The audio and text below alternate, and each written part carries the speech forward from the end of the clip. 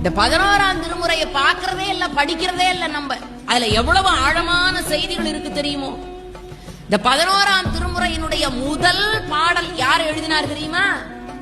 சாட்சாத் சிவபெருமானே, அந்த சோமசுந்தர கடவுளே மண்ணிலே வந்து எழுதி கொடுத்த பாடல் திருமுக பாசுரம் என்று அதற்கு பெயர்.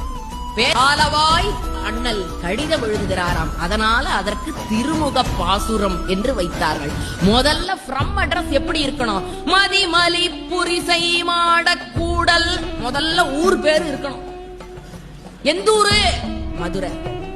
பதிமிசை நிலவு பால் நிறவரி சிறகு அன்னம் பயில் பொழில்லாலவாய். ஊர் பேர நிச்சயமா பெருமைய சொல்லணும். இந்த ஊர்ல பிறந்தேன்னா அது எனக்கு பெருமை. ஊர் பேரை சேர்த்து கொண்டு சிவபெருமான் தன்னை அறிமுகப்படுத்திக் கொள்ளுகிறார். எந்த ஊரெல்லாம் விட்டாரு?